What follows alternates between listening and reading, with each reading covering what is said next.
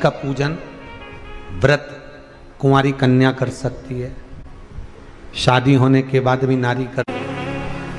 हरतालिका तीज का पूजन व्रत कुंवारी कन्या कर सकती है, शादी होने के बाद भी नारी कर सकती है। अंतिम अवस्था तक प्राण छूटे तब तक हरतालिका तीज का व्रत नहीं छोड़ना चाहिए। एक व्रत हमेशा याद रखो, एक एकादशी और एक हरतालिका। हाँ, इतना जरूर है, ज़्यादा शरीर बेकार हो गया, बुढ़ापा आ गया, शरीर नहीं साथ दे रहा, तो कुछ फल खा लो, कुछ चाय दूध जूस आप लेकर कर लो। इतना भी नहीं बने, शरीर बहुत ही बेकार हो गया, तो आप एक समय फल का फलहार धारण कर लो, ठीक है। पर हरतालिका व्रत करने वाली माताएं भले उद्यापन कर दे तो उस व्रत को थोड़ा हल्का कर लो। उद्यापन करा मतलब तुमने व्रत को हल्का कर लिया, थोड़ा हल्का कर सकते।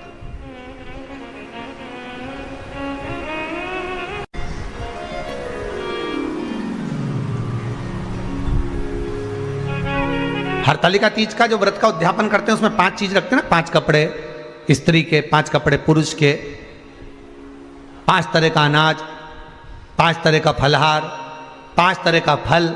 तो 5 तरह का जो फल रखाता है हरतालिका तीज के उद्यापन में, दुनिया के लोग उस 5 तरह के फल को केला गिन ले, पपीता गिन ले, मौसम्बी गिन ले और अनार गिन ले, संतरा गिन ले, सब कुछ गिन लेते हैं, पर उस 5 तरह के फल में धतूरे को नहीं गिनते। पर शिव कथा में वर्णन आता है, हरतालिका तीज के उद्यापन में लिखा हुआ है, सबसे पहले 5 फल अगर गिनना है तो उसमें पहले धतूरे को गिनो, क्योंकि शंकर को वो प्रिय होता है, शंकर उसको स्वीकार कर लेता है। और धतूरा शंकर भगवान को क्यों चढ़ाया जाता है उसका प्रसंग आपको पहले भी कहा, आज फिर कहते हैं। धतूरा जब हम भगवान शंकर को समर्पित करते हैं तो हमारा कोई कार्य अटक रहा होता है, जिस कार्य को बार बार एग्जाम में बैठ रहे हो, बार बार परेशान हो रहा है, बार बार इंटरव्यू देने जा रहे हो, नहीं हो रहा, एक बार धतूरे को हृदय से भगवान को प्रेम से, करुणा सागर मेरे शंकर को दिल से एक बार वो धतूरा भगवान से विनती कर कर उसको चढ़ाओ तो सही,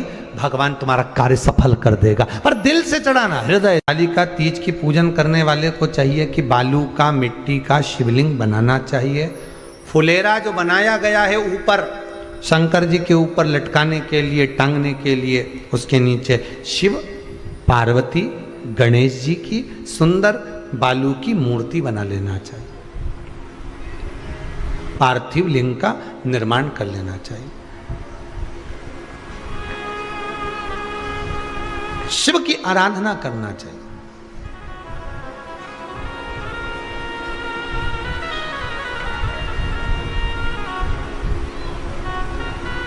जो फल आपके पास में हो शंकर को समर्पित करना चाहिए, पूजन करना चाहिए,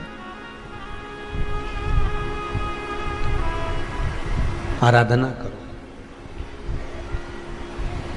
सबसे पहली पूजन हरतालिका तीज की प्रदोष काल के अंतर्गत हो जाना चाहिए, शाम के समय पर।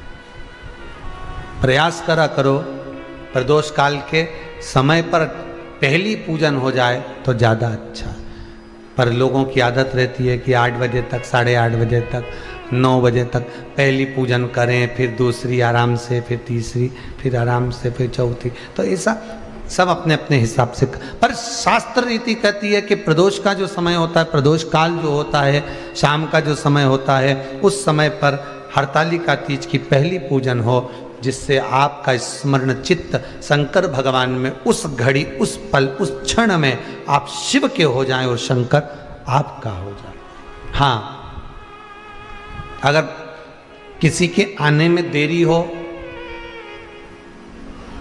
कोई आ नहीं पा रहा है, बहुत देरी हो रही हो, तो हरतालिका पूजन व्रत वर्णन करता है कि शिवलिंग का निर्माण, पार्वती जी की मूर्ति का निर्माण, गणेश जी का निर्माण और फुलेरा जो बनाया हुआ है, ये प्रदोष काल के पहले बंद कर तैयार हो जाना चाहिए। प्रदोष काल के अंतर्गत फुलेरा नहीं बनना, फुलेरा पहले बन जाना चाहिए। और बहुत विचित्र बहुत विशेष बात ध्यान रखिए हरतालिका तीज की, कि शंकर जी का जो अपने स्वरूप बनाया है, पाटे में, थाली में, चौकी पर, चौरंग पर जो स्वरूप बनाया है, वो पहले नहीं रखना है। पहले क्या बांधना है? फुलेरा। पहले फुलेरा बांधिए, उसके बाद उसके नीचे शंकर जी को रखिए। कई अब जो हरतालिका तीज का पूजन करते हैं तो उनके लिए हो गया, अब दूसरे के लिए भी सुन ले।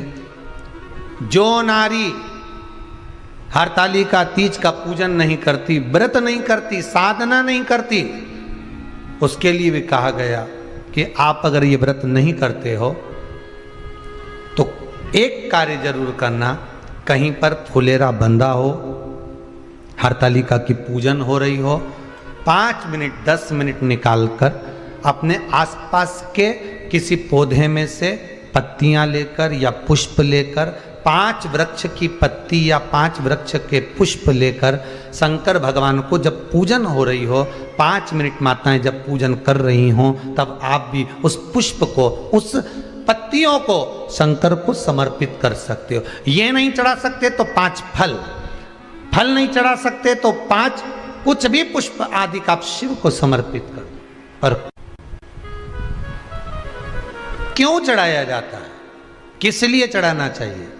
तो कहा कन्या स्त्री अगर मान लो हरतालिका का व्रत नहीं करती, पूजन नहीं करती, आराधना नहीं करती, तो वो कन्या, वो नारी, वो स्त्री, वो पुरुष